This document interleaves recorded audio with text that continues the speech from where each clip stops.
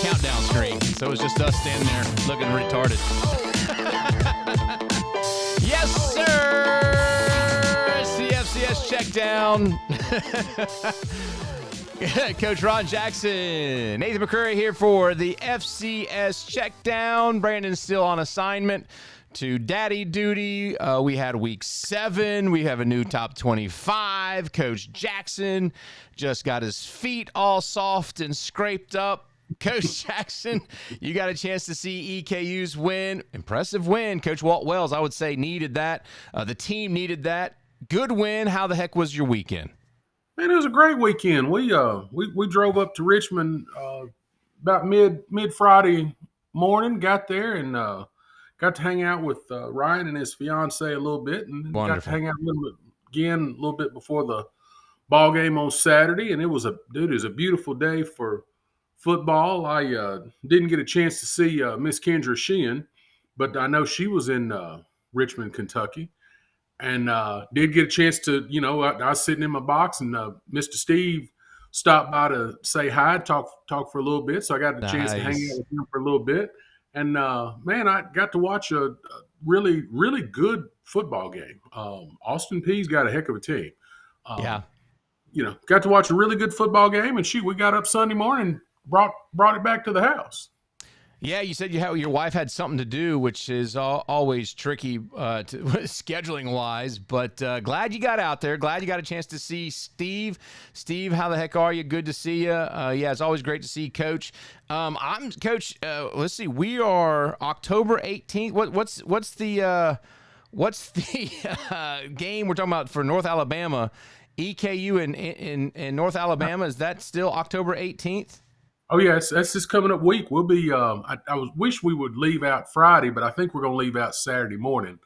Okay. I'm going to try and catch up with Brandon down in North Alabama. Maybe, get there maybe around lunchtime or, something like that. Well, if I can get over there, Coach, I'm gonna make an effort to get over there. I don't like the way this hat looks, by the way. I'm gonna go ahead and get rid of it. So, if I can get over there, I'm gonna try and get over there and hang out. We'll see.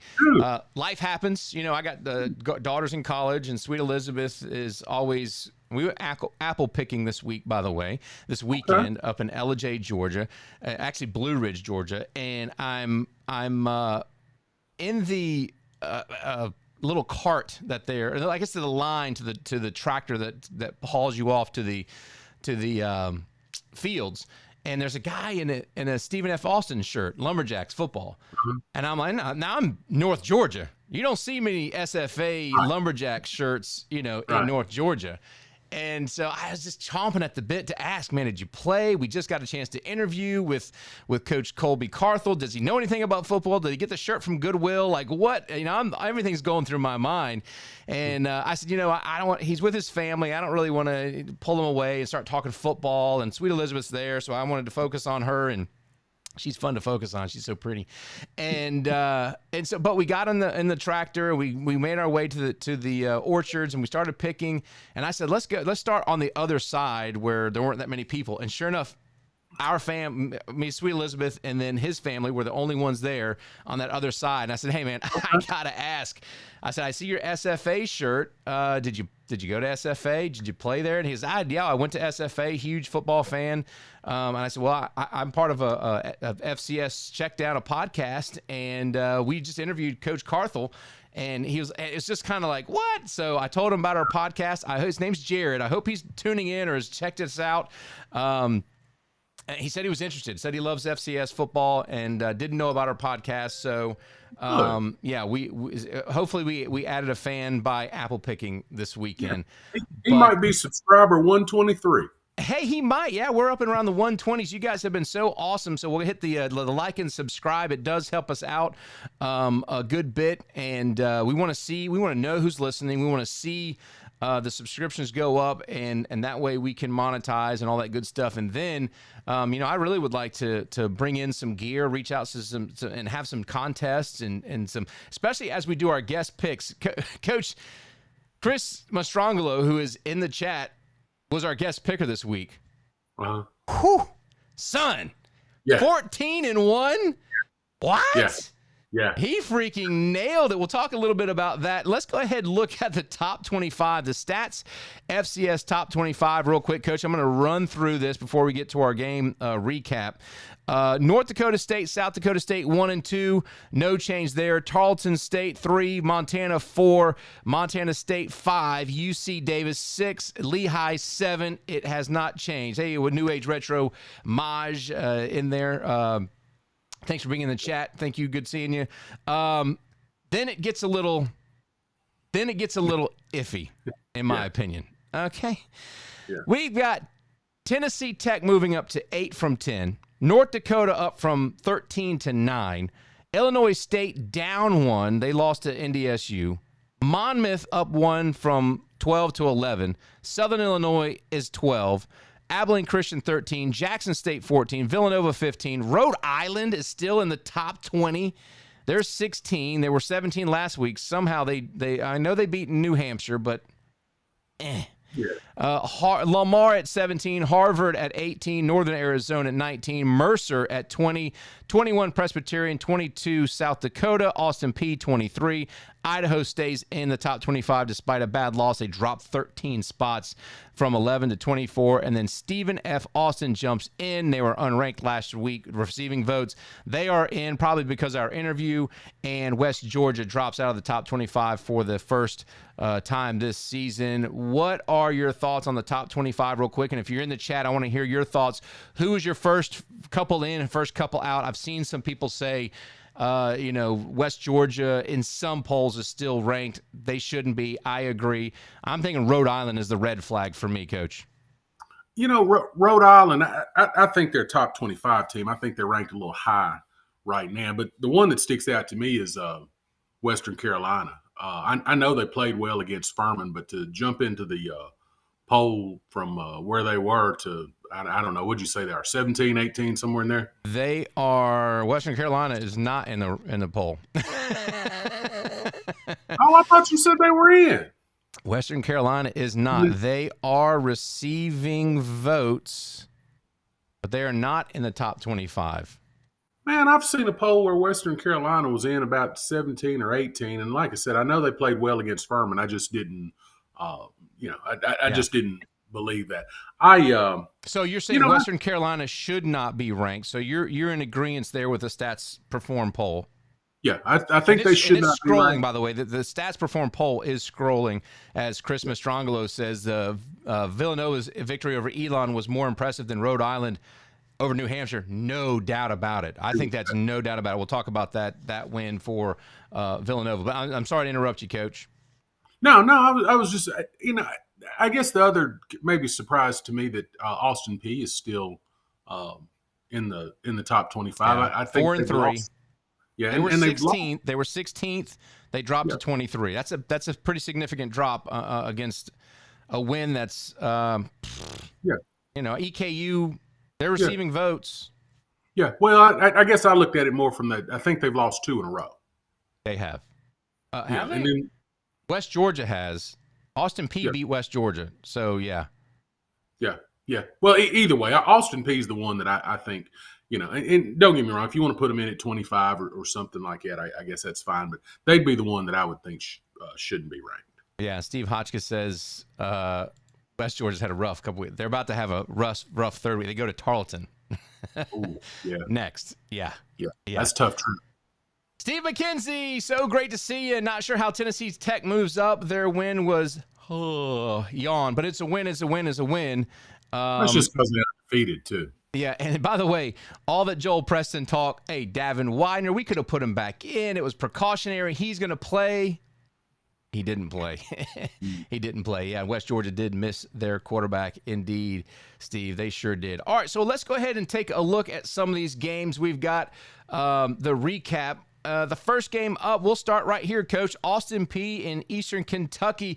It was the Colonels rallying in the second half to defeat Austin P 34-20 in a thrilling college football matchup there at Roy Kidd Stadium. Austin P struck first with a Chris Parson. I'm so impressed with that young quarterback. 11-yard rushing touchdown. Eastern Kentucky immediately answered with a spectacular 100-yard return kickoff. T.J. Mitchell was the returner. The teams traded scores in the second quarter, including a 15-yard Parsons to Cortland Simmons touchdown, and Austin Peay State University had a 43-yard field goal. That was a touchdown for Austin Peay. Then a 43-yard field goal by EKU's Buzz Flabiano. Coach Jackson, what a freaking name. Why didn't you tell me about this young man? Yeah. Buzz he's Flabiano? Oh, yeah. Got great hair, too. Nice. I know you're a hair guy. Yeah. The Flabiano goes with the hair, too. Nice. It should be Flobiano. Love it. Oh, yeah. Or what was that actor who was on the cover of those books? Fabio. Is it Fabian? Yeah, maybe Buzz Fabiano. Yeah. EKU's Vito Tisdale delivered a crucial 19-yard interception return for a touchdown to tie the game at 17 apiece before halftime, but Austin Peay jumped out to a 2017 lead on a last-second field goal. The defenses dominated the third quarter. It was a 51-yard field goal by EKU, tying the game at 20 in the fourth quarter. EKU seized control. Miles Burkett broke loose for a 21-yard rushing touchdown. Braden Hensley sealed the victory with a 72-yard touchdown run. EKU's defense held firm. It was Austin Peay's Chris Parsons, 283 yards and a touchdown, was intercepted once. EKU was outgained by Austin Peay, but on the scoreboard, Coach Jackson, this was EKU's victory. Big win for them. You know what? Again, happy for Walt Wells. I think that this was a kind of win that you can build on for EKU. They're right there. They're on the cusp. Yeah, I think that's about 9 or 10 games in a row at home. The thing that I would say that stood out to me was the halftime adjustments for the EKU coaching staff. Those guys, I think, did a tremendous job because this is the second year in a row they've held Austin Peay scoreless in the second half, and needed it. The offense came along, defense came to play. It was a good, hard fought. It was it was a little chippy game too. It's two rivalries that were playing their hearts out. And it was a fun game to watch. But I think you're right. I think it's a good win for EKU, and then they've got to try and build on it this coming up week. Miles Burkett, 175 yards, 112 yards rushing. He's showing that the dual threat capability. Did he have a turnover? I don't think he had a turnover. Let's see. He had a fumble that he recovered back. I don't believe. Yeah, he did not have an interception. Yeah. They got a turnover from Austin Peay right before the half. It ended up in a pick six. Austin Peay tried to throw a little flare screen out to the beauty. And gets tipped up, pick six. And literally that's kind of what, in football, you need breaks to go your way. And that was one that went Eastern Kentucky's way. I think that's Vito Tisdale's second pick six of the season, if I'm not mistaken. Or maybe the second just interception, but. No, he's got four. I think he's got four interceptions, but I know he's taken two of them back for a touchdown this year. There you go. Good win for EKU, and Austin Peay stays ranked, so congratulations to them. Chris Parsons is a stud. We expect him to do good things the rest of the year. So, but it is a loss for Austin Peay. As we take a look at our next game, it was New Hampshire and Rhode Island. It was the Roadies defeating the Wildcats to extend the Rams' Meade Stadium home win streak to 12 games. Rhode Island continues to outpace their opponents in the fourth quarter, outscoring their opponents 66-10 in the final season. The ground game for the Roadies, they rushed for a season-high 220 yards. Brendan Barrow carried 14 times for 111 yards and 2 touchdowns, his most extensive workload of the season. Antoine Littleton Jr. added 62 yards with one rushing touchdown. Devin Farrell ran for 47 yards and a go-ahead touchdown. Littleton's touchdown was his 6th rushing score of the season. Defensive standout, Moses Muse. It led the team with 8 tackles. We're saying his name a lot more. We probably should figure out how to say it. But a game-clinching strip sack by Muse. He also had 2 quarterback hurries, followed by linebacker Rohan Davey, who was picked as the CAA player of the week, defensive player of the week. He had 6 tackles and his 5th sack of the season. Ion Johnson contributed 6 tackles and 3 pass breakups. Gareth White kicked a career-long 45-yard field goal. And for New Hampshire, let's see, it was Justice Akinmola Dunn. Out of Grandview, Missouri, recorded his 100th career tackle with his last of his 4 with his 4 tackles his last game. So this is a big win for the Roadies. They're now 5-2, 3-0 in the CAA. The bad loss to Brown gets kind of wiped away with this one, Coach, in some people's mind. But yeah, I'm wondering. Good win. New Hampshire's not what they used to be, or what a lot of people thought they would be. But you got to protect your home turf. Rhode Island does that. Yeah, Rhodey got right at home, and that's what they needed to do. And literally, they're still leading the CAA. I don't really see that changing here in the next week or so. So yeah, they're in good shape. They're just a little underwhelming, I believe, is probably the word that I know it's the one that I'm looking for. They're just not winning convincingly like they should. Yeah, not leading the CAA. That's Monmouth. Just a little tidbit there, but yeah, Monmouth 5-1. They're 2-0 in the conference, where Rhode Island's 5-2 and 3-0 in the conference. 6-1, half dozen the other, I guess. But yeah, good win, Rhode Island. Not hating you for it. Let's go ahead and take a look at our next game. It is South Dakota and Indiana State. South Dakota achieved their first road win of the season, improving to 4-3 and 2-1 in the MVFC, while Indiana State drops to 2-4 and 0-2 in the MVFC. Defensive dominance was kind of the story of this one, Coach Jackson. South Dakota's defense limited Indiana State to just 210 total yards, 85 rushing. The Sycamores managed only 8 first downs and were forced to punt 7 times, with 6 being 3 and outs. This was a day for field goal kickers as well. Will Leland tied a program record with 4 field goals. He had 12 points in this close contest. A slow start for South Dakota, score only 3 points in the first quarter, but L.J. Phillips Jr. bails him out. He gets his touchdown on the game, a 10-0 lead at halftime. Indiana State quickly responded with a 57-yard touchdown pass, narrowing the game 10-7. Leland's longest field goal, again at 42 yards, extended the lead 19-7. Indiana State's 10-play drive cut the deficit to 19-14. South Dakota State's defense held firm, forcing a 4th and long conversion attempt that sealed the victory. Again, L.J. Phillips Jr., 187 rushing yards on 34 carries and a touchdown. That dude is legit. Very questionable performance against a ho-hum team for South Dakota, who's up there getting votes in the top 10 of the FCS polls. I think you got to wonder here, South Dakota. I kind of feel the same way about UC Davis, although they showed us something this weekend. Sure. What is South Dakota? I'm wondering. They're going to have some very cool helmets, by the way, this coming weekend. They're honoring the Native Americans, but we may talk about that on our Wednesday show. But what is South Dakota to you? What do you think about this win?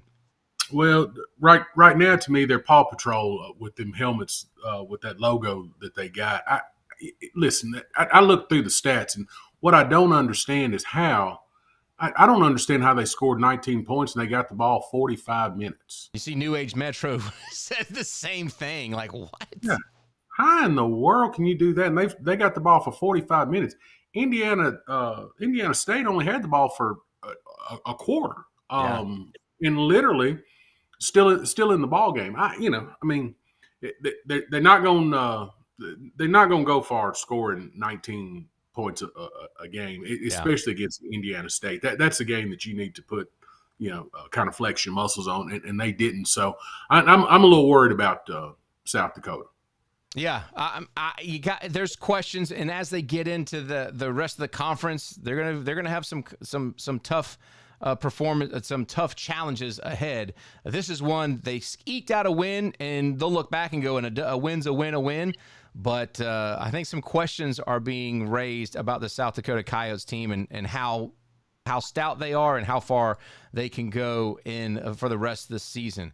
All right, up next, Presbyterian stays undefeated, 6-0, 2-0 in the Pioneer League as a big win over Butler, who's now 4-3. Presbyterian College remained undefeated with this road win in Indianapolis. The Blue Hose withstood a lengthy Butler time of possession on the other way. It's over 40 minutes for the Butler Bulldogs. They used a balanced attack to seal the win.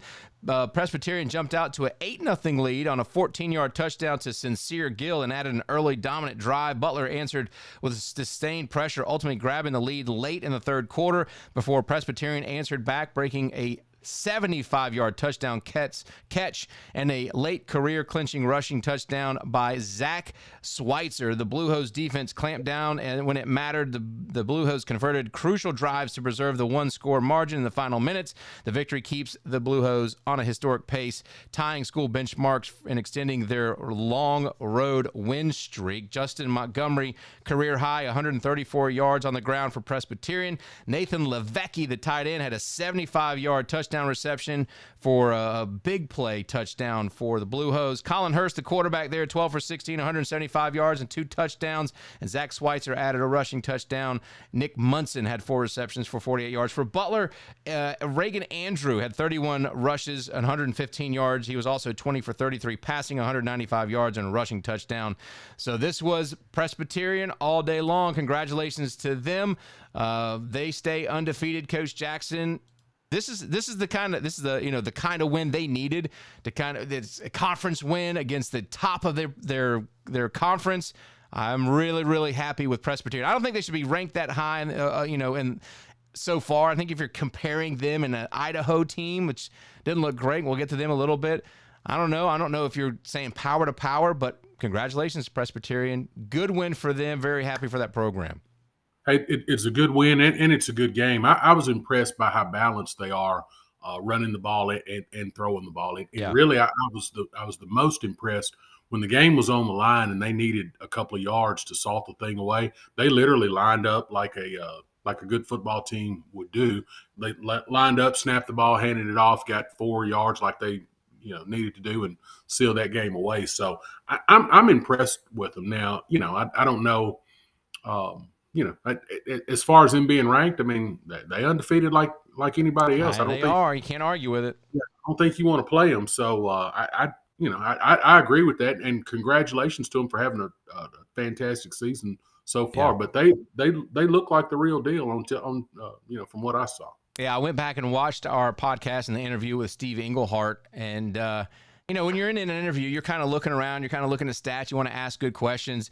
And he's just stoic. He smiled a couple of times, but for the most part, he was just talking football.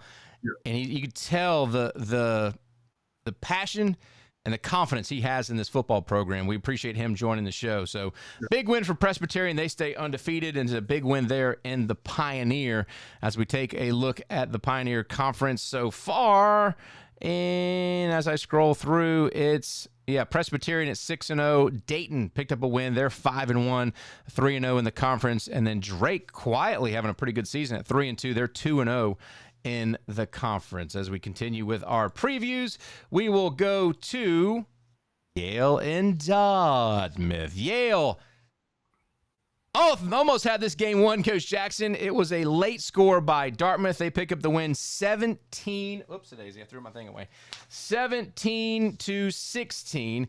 2-2 now for Yale, 1-1 in the Ivy. Dartmouth 3-1, 1-1. Justin Montgomery, a career high 134 yards. Oh, that's the wrong friggin' thing. That's the last one. Yale jumped out with a go-ahead score, 37 seconds left, but Dartmouth answered with a 42-yard march to set up Owen Zalk for a 51-yard field goal. As time expired, the Big Green crowned homecoming with a thrilling 17-16 win in front of over 8,000 fans, presented by Richard Group. Flipped late, Dartmouth erupted for 17 fourth-quarter points after being held scoreless for the first 3 quarters. This was a huge win for Dartmouth. Congratulations for them. Another team that took a loss after winning the time of possession. This is a good Yale program. And Dartmouth, again, great uniforms. Pretty happy about that, right? They look good. But Chris Mastrongelos, Harvard is pretty freaking good in the top 25. I mean, they're killing everybody. Good win for Dartmouth. Good contest there in the Ivy League with a late win for the Dartmouth, the Big Green. Yeah, and you called it. You said it was going to be a defensive battle, and that's exactly what it was. So, that's a good win for Dartmouth. I guess it will come down to Dartmouth and Harvard. I don't know how they'll determine a champion. They're not going to flip a coin. Maybe, I guess. And it probably be 2 or 3 weeks after everybody else finishes, but whatever. Now the Ivy League, maybe flip an abacus or something kind of. Now, it's a good game. 2 teams left it all out there, and surprisingly in front of a good crowd too. Yeah, big crowd. They're homecoming. By the way, Nico Brown had a season-high 8 receptions, 113 yards, and 1 touchdown. Josh Pitzenberger, the quarterback there, running back there, rather, a season-high 34 carries, 138 yards. Graham Smith, first collegiate touchdown. Congratulations to Graham Smith. And Zalk, we mentioned, had that game-winning kick. It's over his third career 50-yard touchdown for him. So that was a big win for Dartmouth over Yale. Okay. Moving on, here we go. We've got Villanova and Elon. Exciting Coastal Athletic Association matchup between Villanova, number 18 team in the country, and Elon. It was Elon who struck first with T.J. Thompson Jr.'s 8-yard touchdown run in the first quarter. Nova answered back, got on the board with Jack Barnum's 38-yard field goal, but Elon extended their lead to 14-3 with Landon Clark's 4-yard touchdown run, and that was the score at halftime. Villanova quarterback Pat McQuaid connected to Luke Colella in the third quarter for 2 touchdowns to take a 14 lead, rather. And then the fourth quarter, Barnum's 26-yard field goal put Villanova up 20-14. Elon briefly reclaimed the lead 21-20, but Thomas Jr.'s second touchdown of the game, Jabril Mace, immediately responded with a 97-yard kickoff return for a touchdown for Villanova. Barnum's third field goal sealed the victory 29-21. Pat McQuaid, 23 for 31, 255 yards and 2 touchdowns. Luke Colella, 10 receptions, 125 receiving and 2 touchdowns. Jack Barnum, 3 for 3 on the field goals. For Elon, it was T.J. Thomas Jr. had 11 carries and 2 touchdowns, and Landon Clark, 14 for 22, 220 yards.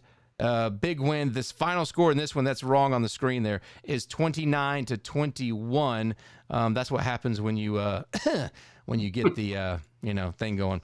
So yeah, 29-21. It was Villanova over Elon. So yeah, good win. Elon's a tough team. I actually picked Elon to win this one. I was in the mud on this one. I think I was the only one. As I take a look, I was the only one to pick Elon. And you know what?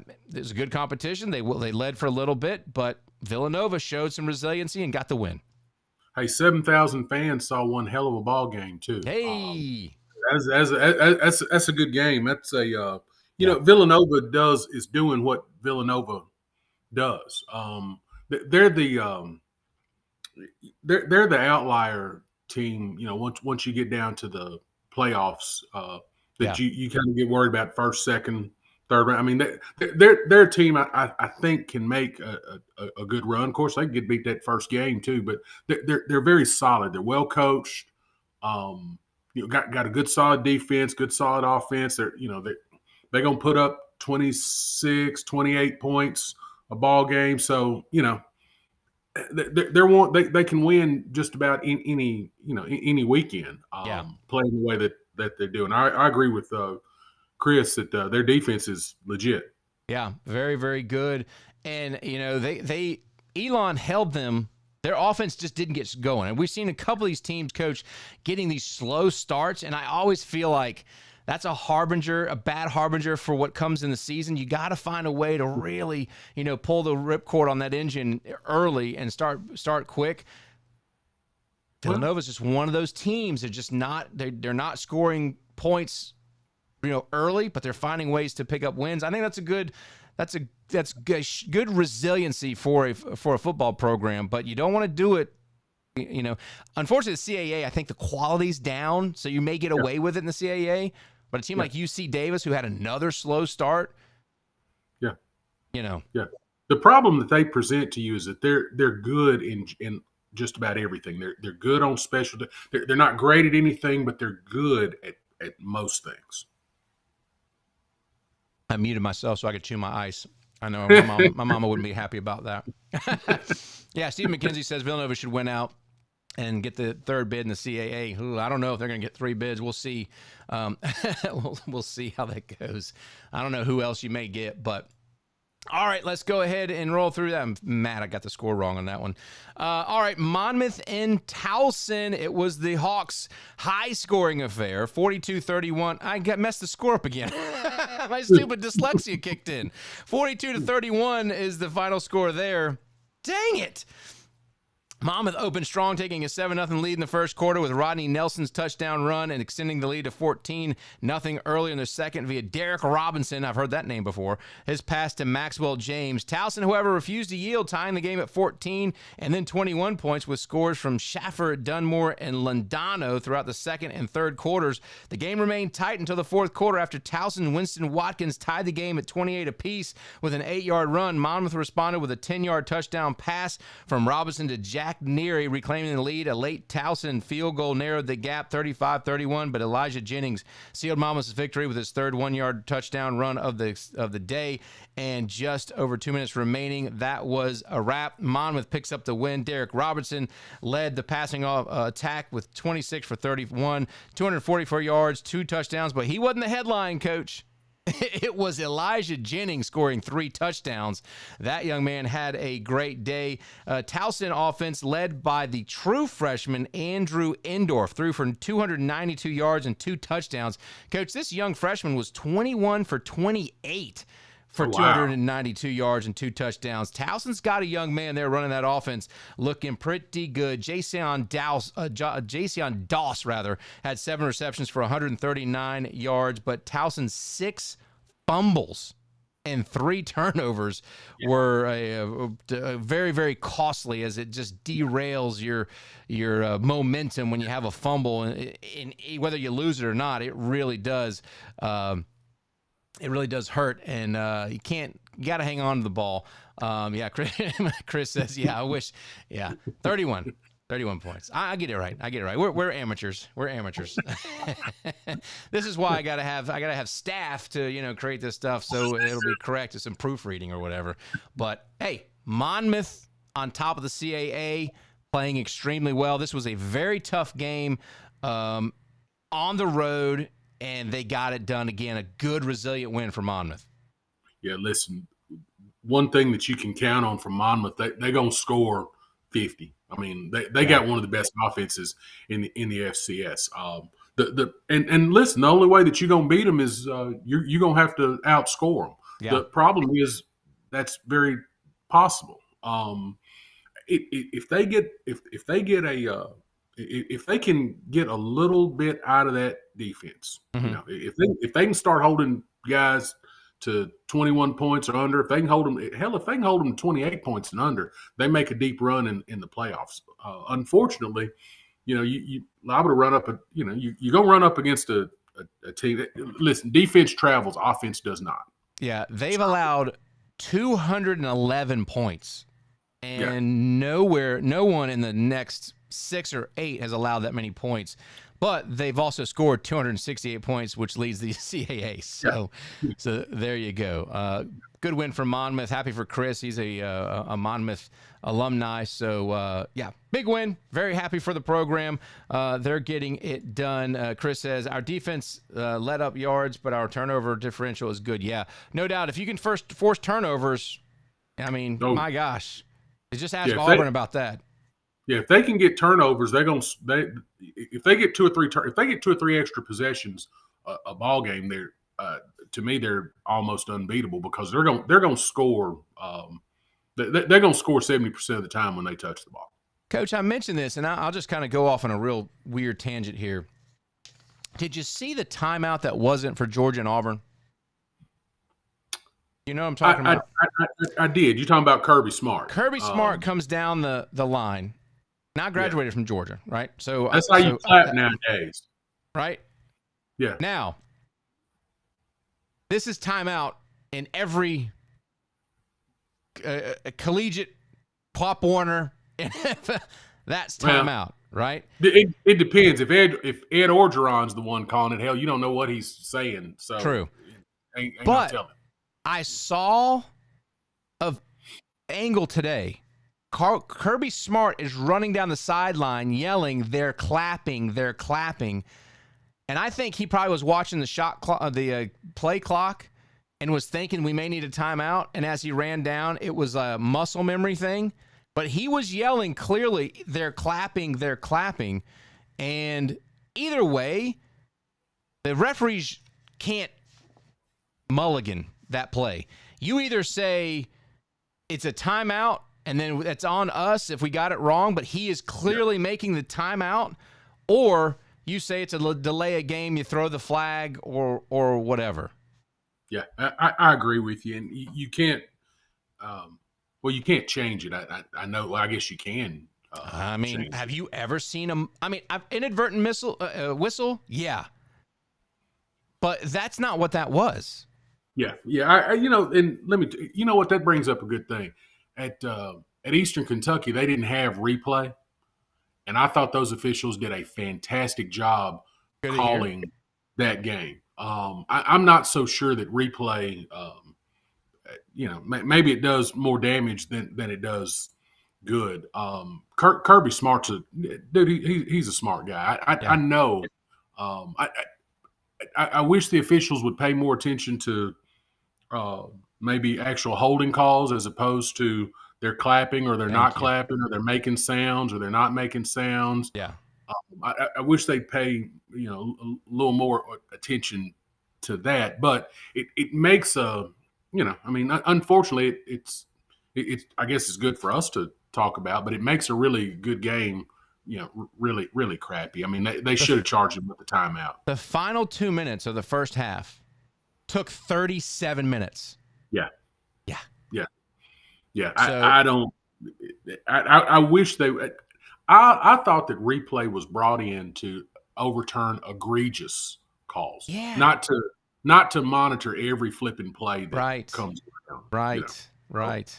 Anyway. Yeah, it's a lousy job by the officiating. Yeah, it was. Hey, we got a good crew watching us live. If you don't mind, like and subscribe if you enjoy the show. We really do appreciate it. Me, Coach Ron Jackson, and Brandon Joseph, we do put a lot into this. Obviously, this isn't our full-time job. We have other things we got going. Like Brandon's got lots of stuff going on. But it's my full-time job. Well, this is true. We had this is true. But we do this because we love FCS football. We love the brand of football. And honestly, all the crap that's going on with the NIL stuff, I believe is drawing a lot more fans to FCS brand of football because it's just what we did, Coach. Yeah. We just played because we love the game.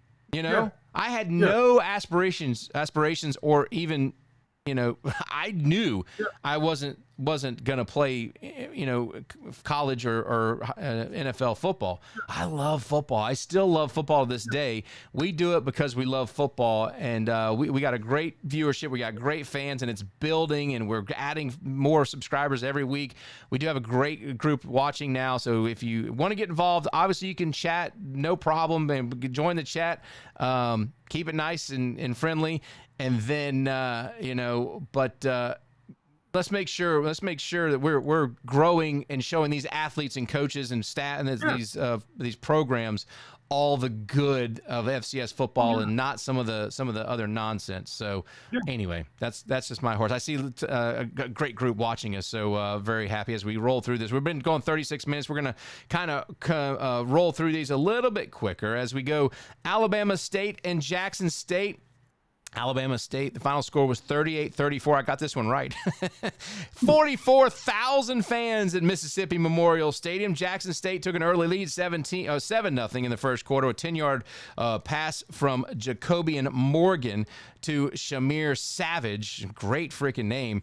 The second quarter saw a flurry of points. Alabama State's Andrew Abu Akil kicked 2 field goals, one for 42, one for 36, and Marcus Harris, the second, rush for a 2-yard touchdown. Jackson State responded with a 29-yard field goal by Donovan Warren and a 30-yard touchdown pass from Morgan to Janilon Dupree, ending the half with JSU leading 17-13. Alabama State took a brief lead in the third quarter with a 2-yard rush from Jamari Holtzclaw, making it 2017. However, Morgan connected with Jinsey Riley Jr. for a 3-yard score, giving JSU a 24-20 advantage. The fourth quarter was a nail-biter as Jackson State extended their lead to 31-20 and another Morgan Dupree 5-yard touchdown. Alabama State rallied with 2 rapid scores, an 8-yard pass from Andrew Bodie to Jalen Jones, and then a 15-yard rushing touchdown by Holtzclaw put ASU ahead 34-31 with 4:36 left. A decisive play came with 50 seconds remaining as Jacobian Morgan found Nate Rimbert for an 18-yard touchdown pass, sealing a 38-34 victory for Jackson State.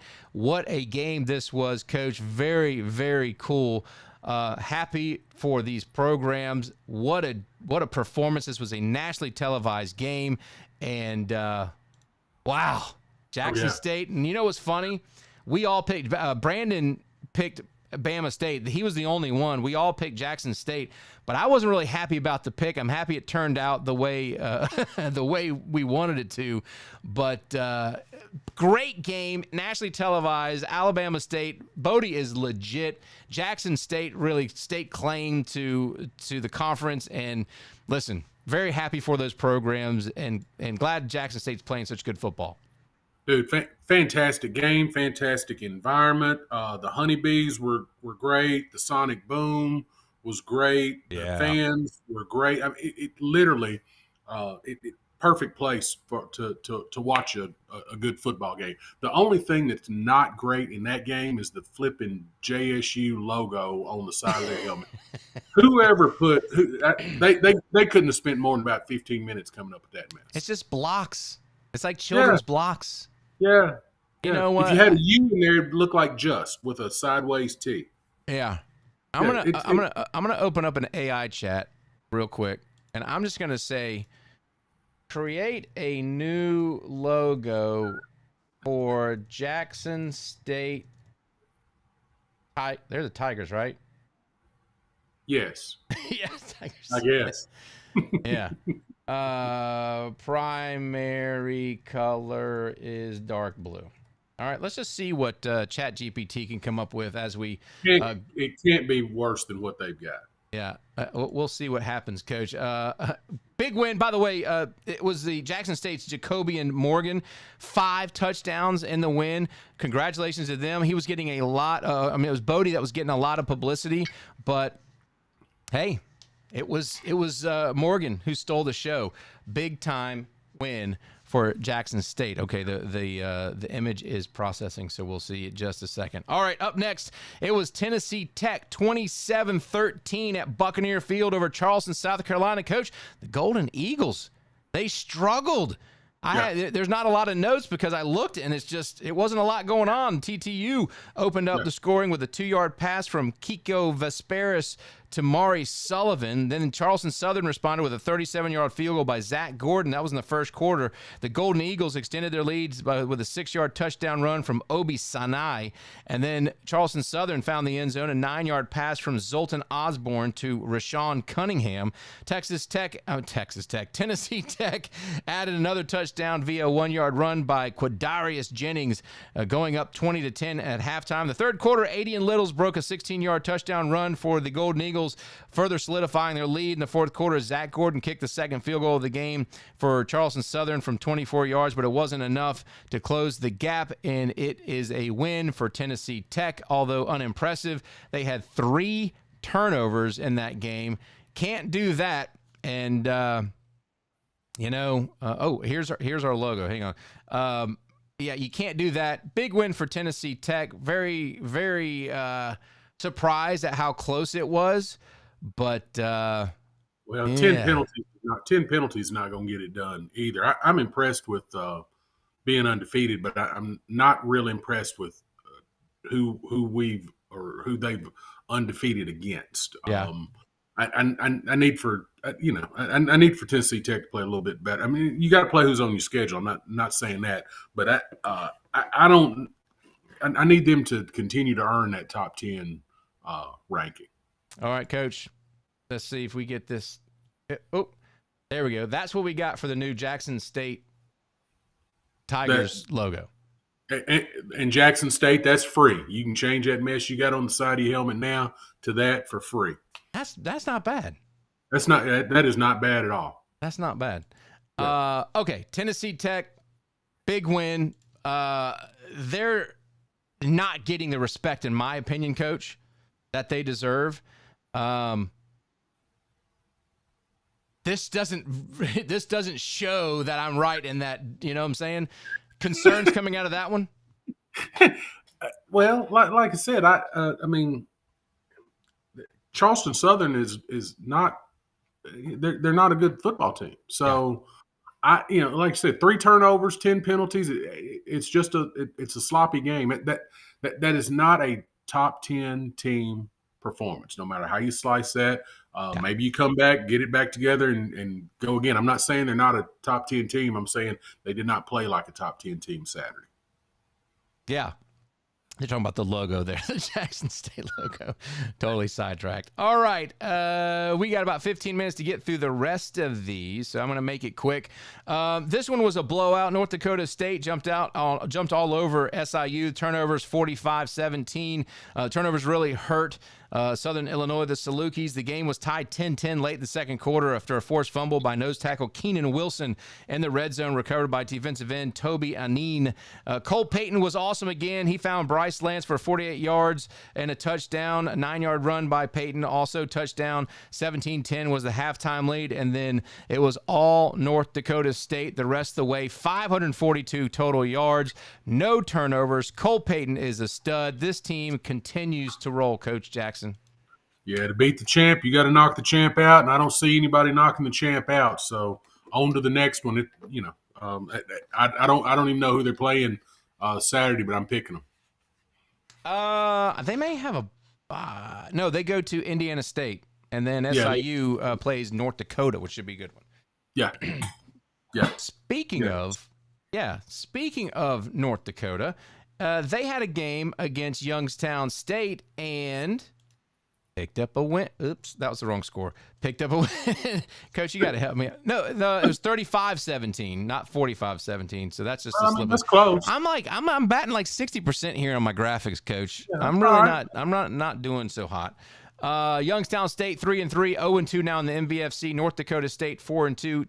North Dakota 4-2, 2-0. Jerry Kaminsky 17 for 27, 146 yards, 3 touchdowns. BJ Fleming 5 receiving receptions for 84 yards, 2 touchdowns. Great performance. Bo Brungard for Youngstown State 18 for 33, 269 yards and 2 touchdowns. Max Tomczak became the program's all-time leader in receptions with 188.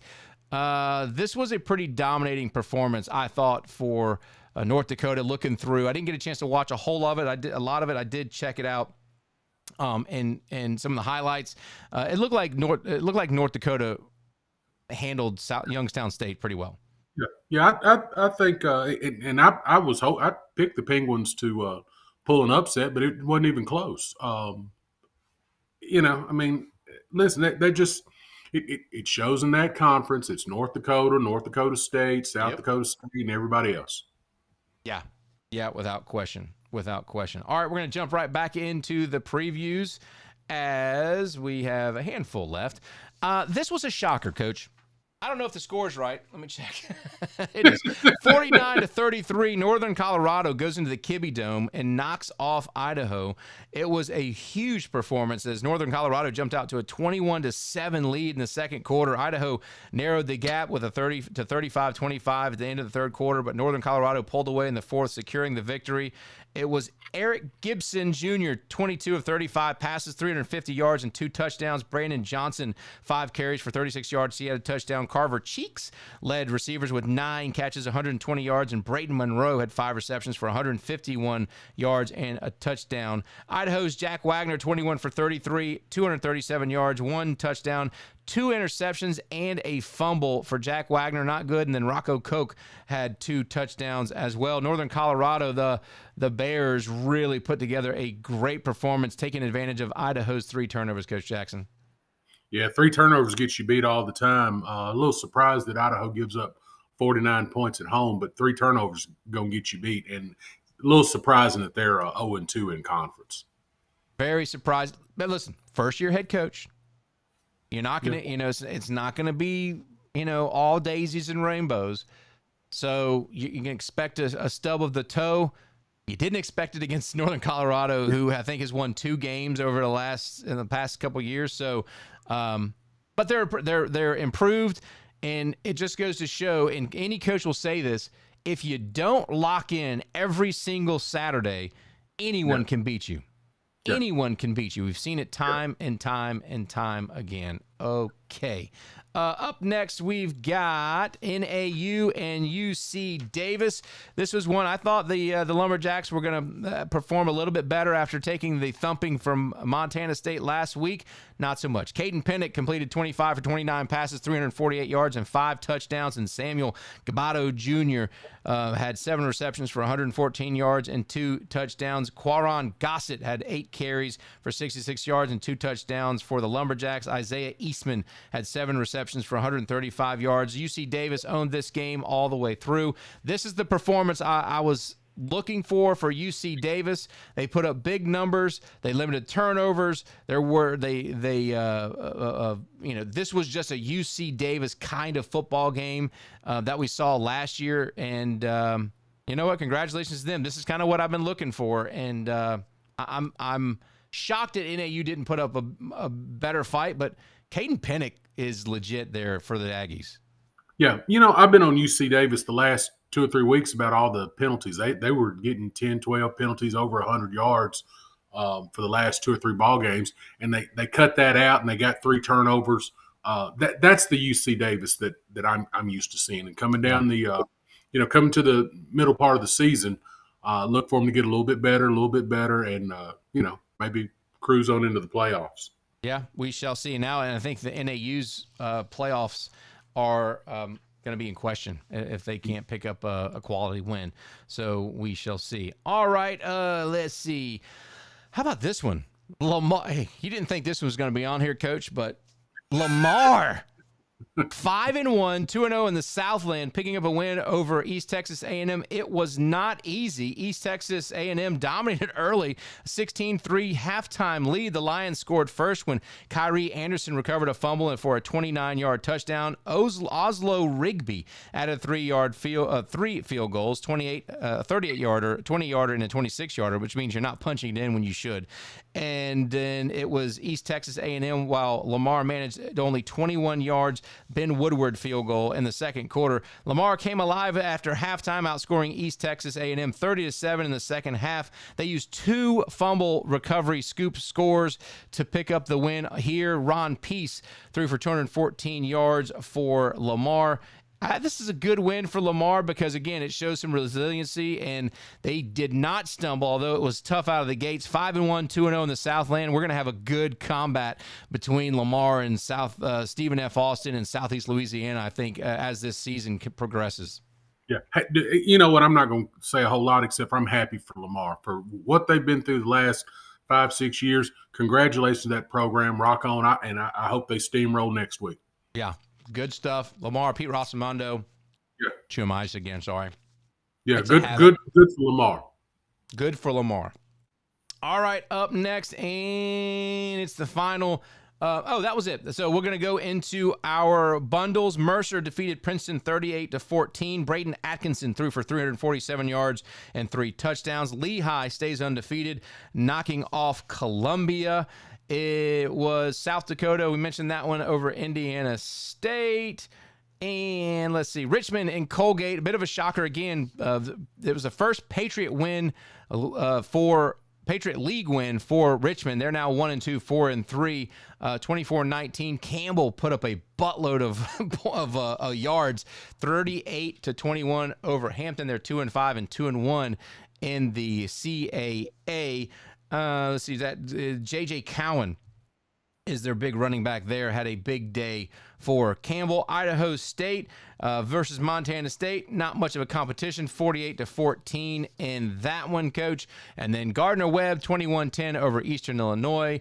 UT Martin struggled with Western Illinois. That is a big concern for Jason Phillips and his UT Martin Skyhawks. South Dakota, 31-3 over Northern Iowa. And then the game here, what's the final game we have? Oh, yeah, Montana, no problems with Cal Poly. Sacramento State got their go-go offense going against Weber State. And then Tarleton, 41-23. Very consistent for Tarleton State. Pretty happy for them.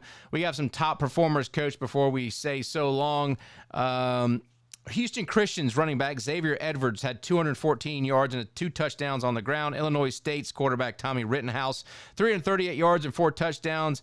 UC Davis, Caden Penix, 348 yards and 5 touchdowns. Phenomenal. Wow. Northern Colorado's quarterback E.J. Gibson, 350 yards and 2 touchdowns.